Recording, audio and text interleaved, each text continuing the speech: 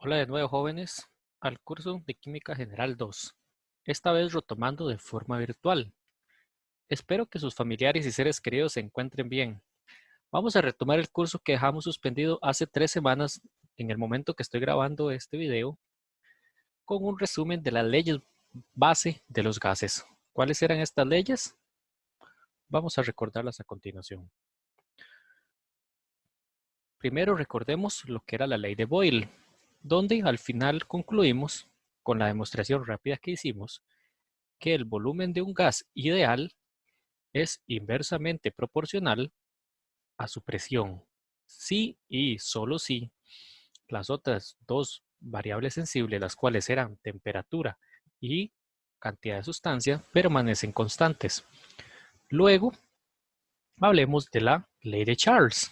En la ley de Charles, supusimos hicimos la demostración de que el volumen de un gas ideal va a ser directamente proporcional a su temperatura, nuevamente sí y solo si las otras dos variables sensibles, las cuales en este caso serían presión y cantidad de sustancia, permanecen constantes. Y por último, vimos lo que era la ley de Avogadro. Esta ley era, como hice énfasis la última sesión, bastante lógica, puesto que vimos que el volumen de una sustancia ideal, de un gas ideal, se comportará directamente proporcional a su respectiva cantidad de sustancia. Nuevamente debo rescatar que esto solo pasa si y solo si las otras dos variables sensibles permanecen constantes. En este caso, las dos variables sensibles serán temperatura y presión. Como ustedes recordarán, en la última sesión, yo les dije que se me estaba yendo una ley que no habíamos mencionado. Esta ley es la de Gay-Lussac, la cual ya no relaciona volumen, ahora relaciona presión directamente proporcional a la temperatura a la que se encuentre un gas ideal. Ahora, hay un factor que tenemos que nuevamente retomar, repasar. ¿Cuál sería este?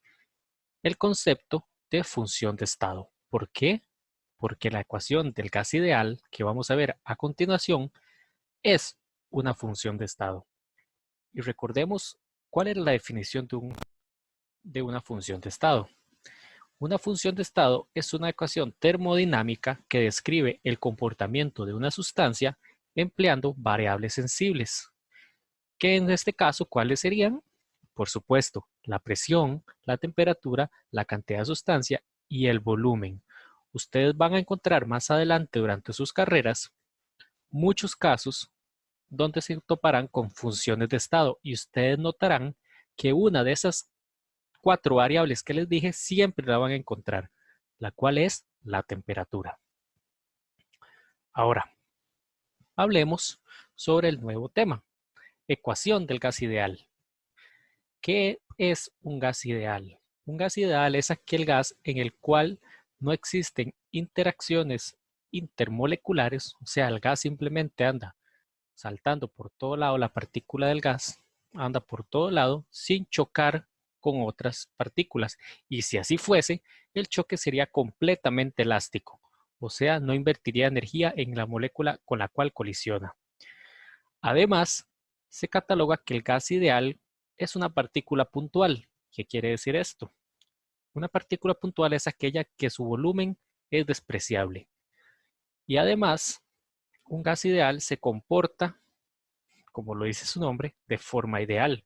No hay fuerzas intermoleculares en el medio debido a que están muy distanciadas una de otra.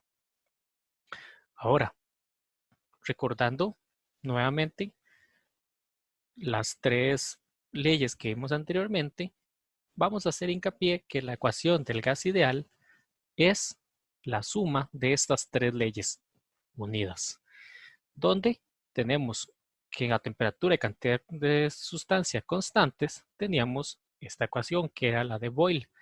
A presión y cantidad de sustancia constantes teníamos la de Charles. Y a temperatura y presión constante teníamos la de Avogadro. ¿Cómo se formuló la ecuación del gas ideal? Simplemente, como teníamos el volumen de un mismo lado de las ecuaciones, las pusimos juntas y obtuvimos esta ecuación de proporcionalidad, donde el volumen es directamente proporcional a la cantidad de sustancia y a la temperatura e inversamente proporcional a la presión. Después, si nosotros queremos eliminar este valor de proporcionalidad, ¿qué debemos hacer? Simplemente, como vimos anteriormente, lo que hacemos es que multiplicamos todo el factor a mano derecha por una constante de proporcionalidad. En este caso, la constante de proporcionalidad se le conoce como R y es una constante de proporcionalidad termodinámica. Ahora vamos a ver un poco de qué significa esto cuando veamos el valor de esa constante R. Debo notar de una vez que el valor de R es, como lo dice su nombre, constante, no varía significativamente. Sí se puede obtener valores en los que R no sea el valor que vamos a ver a continuación, donde cambie ligeramente, puesto que no es una constante fundamental. Ahora, tenemos esta ecuación a mano derecha al final de la diapositiva. Si hacemos un arreglo algebraico, vamos a obtener esta ecuación que es la que se conoce como la ecuación del gas ideal, que sería P por V es igual a nRT. Volvamos al valor de R. ¿Qué es R? Como les mencioné anteriormente, R es una constante de proporcionalidad. Y además que una constante de proporcionalidad es una constante de proporcionalidad termodinámica, cuyos valores se pueden encontrar dependiendo de las unidades que se implementen, como 8,314, que es usando unidades SI, metros cúbicos por pascal, entre Kelvin por mol. Si ustedes ven, dentro de todos los factores de las unidades, están metidos todos los demás valores de las variables sensibles. Esto es lo que hace una constante de proporcionalidad. Si hacemos un arreglo rápido de unidades, también podemos obtener este valor de R, 0,082057, que es el más utilizado cuando se trabaja con litros y atmósferas. Como ustedes pueden ver, siempre se divide entre Kelvin por mol, nunca se divide entre Celsius por mol, o mucho menos Fahrenheit mol, puesto que estos valores es una temperatura absoluta y no hay que hacer un cambio espantoso en las variables que va a romper completamente la constante R. La va a hacer impráctica. Por último, vamos a ver este valor. Si notamos, ya la parte de arriba de las variables ya no está en metro cúbico por pascal, está en joule. Y ustedes se preguntarán, ¿por qué? Es simple. El joule es un metro cúbico por pascal. Si ustedes hacen un arreglo de unidades dentro de qué significa un pascal, se llegarán al valor de joule, lo que lo hace una constante que involucra un factor energético y por ende se convierte en una constante termodinámica. Continuando, vamos a ver específicamente el valor que está arriba de R. ¿Por qué? Porque este será el que más usemos durante el curso. Más que todo por la simpleza de que se puede hacer un cambio de variables y se obtiene con el mismo valor de magnitud, solamente que con unidades más utilizables en la vida diaria.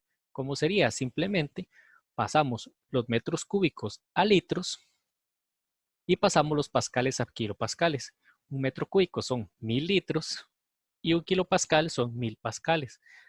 O sea, simplemente multiplicamos por 1000 y al mismo tiempo dividimos entre 1000 y pasamos a litros por kilopascal entre Kelvin por mol. Continuando, ¿cuál es la mejor forma de familiarizarnos con el gas ideal? Con un ejemplo práctico.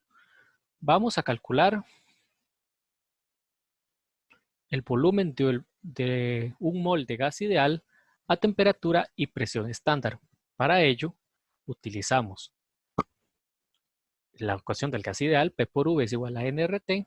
Este valor, simplemente con un arreglo algebraico obtenemos, despejamos V, vemos que pasamos a dividir P, que es la presión, y hacemos un arreglo, una sustitución, perdón, de valores hasta obtener que el volumen molar va a ser igual a 22.7 litros. Eso se le conoce como volumen molar del gas ideal y en muchas ocasiones se utiliza para calcular factores termodinámicos estándar. ¿Por qué?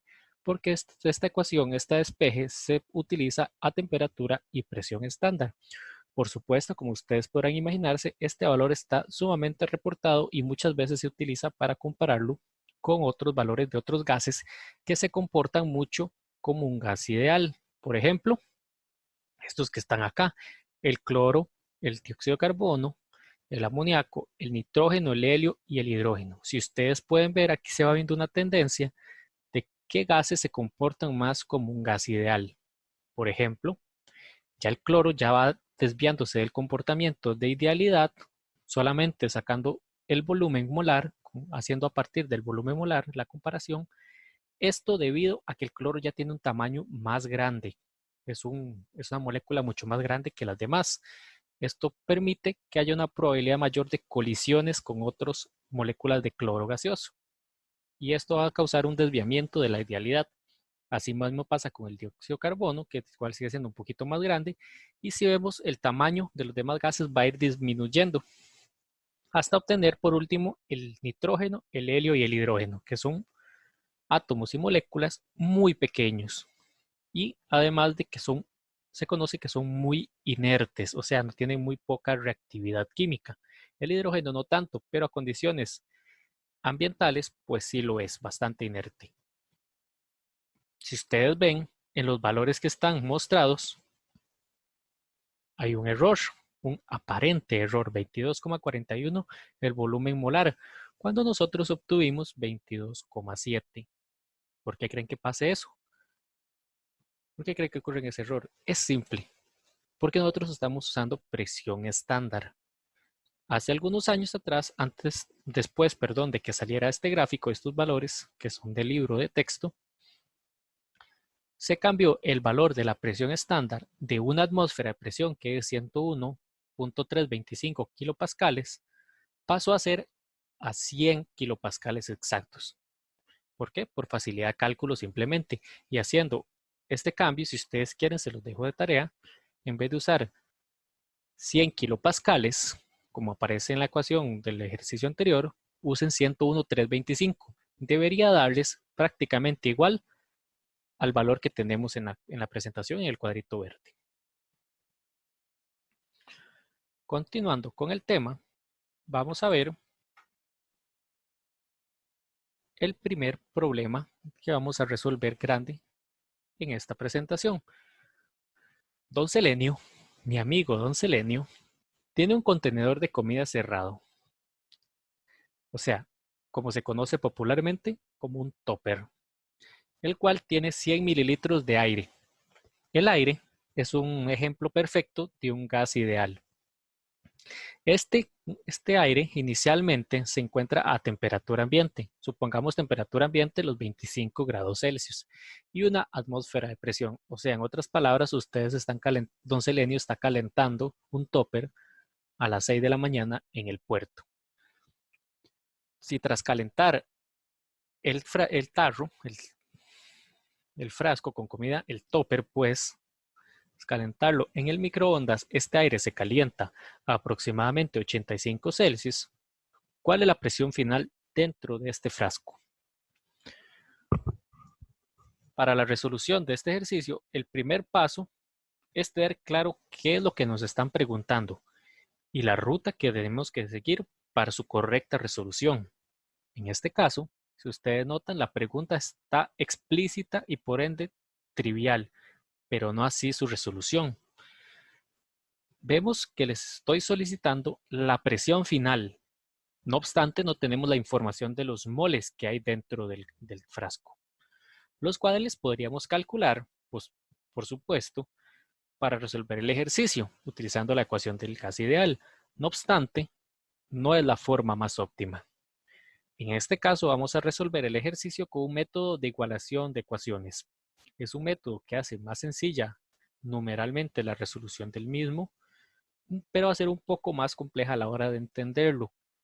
Cuando ustedes lo entiendan, los problemas de gas ideal, especialmente cuando se les pregunta presión inicial, presión final de un proceso, o temperatura o cantidad de sustancia, etcétera, de un proceso, se les va a hacer muchísimo más sencillo. ¿Cómo vamos a empezar el problema? Pues por supuesto, como hay que hacerlo. Empecemos con los datos. Veamos la información que nos brinda el problema y los ajustamos a un sistema de unidades homogéneo. Por facilidad lo vamos a pasar a SI y porque el volumen es muy pequeño lo vamos a dejar en litros. Después lo que hacemos es que vamos a montar las ecuaciones que emplearemos tanto para las condiciones iniciales como para las condiciones finales. Y vamos a pasar las variables o aquellos valores que cambian a la izquierda y los valores que no se indican que cambien a la derecha. En otras palabras, vamos a hacer esto. Si vemos los valores que cambian, o sea, la presión inicial es diferente que la presión final y la temperatura inicial es diferente que la temperatura final. Eso los vamos a dejar a la izquierda. En cambio, los otros valores, la cantidad de sustancia, la constante R y el volumen permanecen constantes, no cambian. No tenemos el valor de mol, pero sabemos que el frasco está cerrado, no va a haber una pérdida de sustancia. Cuando hacemos esto, vamos a notar que los valores que se encuentran constantes van a permanecer constantes antes y después del proceso. Por ende, podemos hacer un pequeño truco que vamos a aprender acá en este momento. Se pueden igualar los valores variables como se muestra en esta ecuación. Debido a que la operación va a dar lo mismo, los valores son constantes al principio y al final, podemos hacer esta igualación. Y después de esto, ¿qué tenemos que hacer? Simplemente hacemos un proceso de despeje algebraico y vamos a obtener esta ecuación, donde la presión inicial por la temperatura final entre la temperatura inicial nos va a dar el valor de la presión final. Cuando tenemos este valor, simplemente vamos a sustituir con los valores que ya tenemos desde el principio del problema y finalmente obtenemos la presión final del frasco. Si ustedes ven, con este método nos vamos a ahorrar más pasos que son prácticamente innecesarios y el uso de la constante R, cuyo valor cambia dependiendo de las unidades que empleamos en el ejercicio y que puede prestarse para errar el problema. Este ejercicio que les presento a continuación, que dice lo siguiente, que al terminar la fiesta de su primito en la playa dominical, don Selenio decide llevarse un globo con aire para su casa.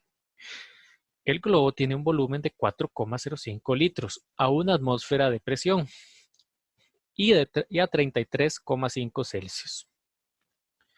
Calcule el volumen final del globo cuando éste pasa por el punto más alto del Cerro Buenavista, el cual es conocido como Cerro de la Muerte, cuyas condiciones atmosféricas son 8,51 Celsius y se encuentra a 67,45 kilopascales de presión. Ese ejercicio se los dejo para su resolución. No obstante, ustedes podrán encontrar la solución paso a paso en el aula virtual.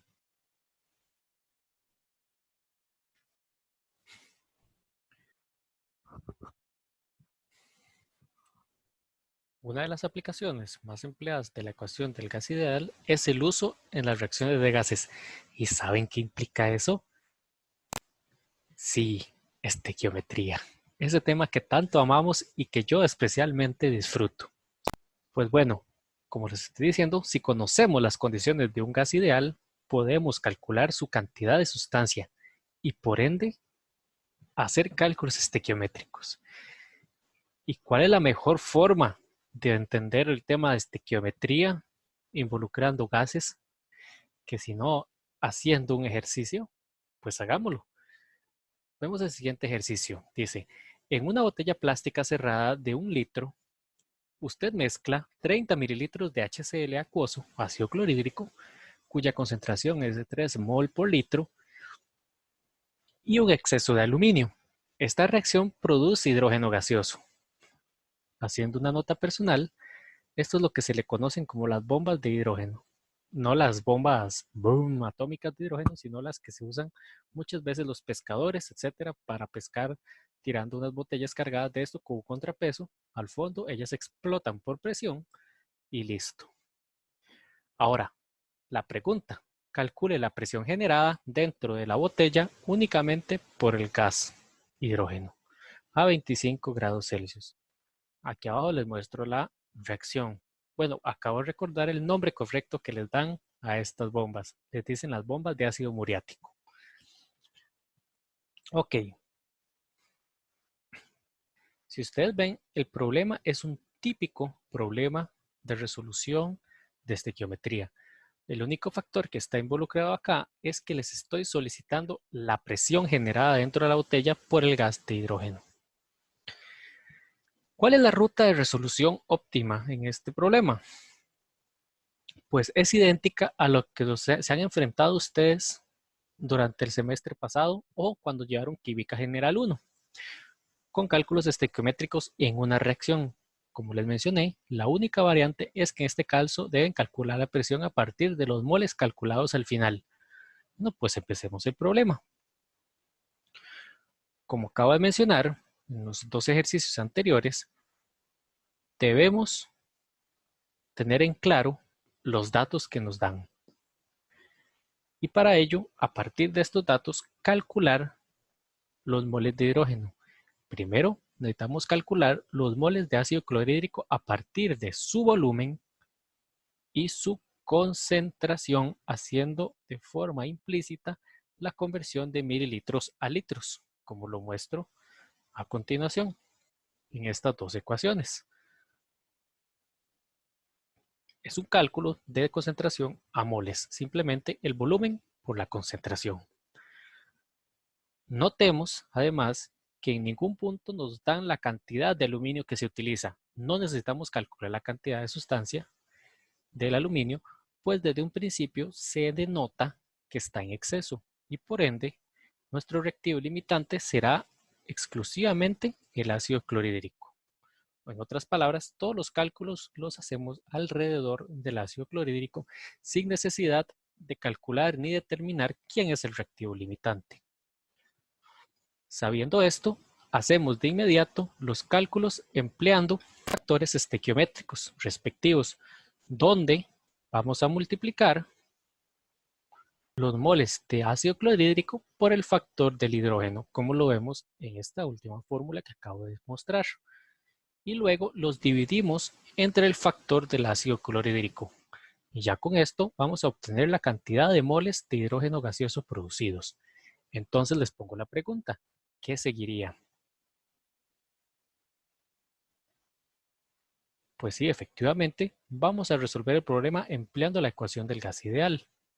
Para ello, simplemente tomamos esta ecuación y despejamos en torno a la presión y sustituimos las variables por los valores que ya obtuvimos, tanto la cantidad de moles de hidrógeno producidos como los demás valores que tenemos, temperatura y el volumen de ¿qué?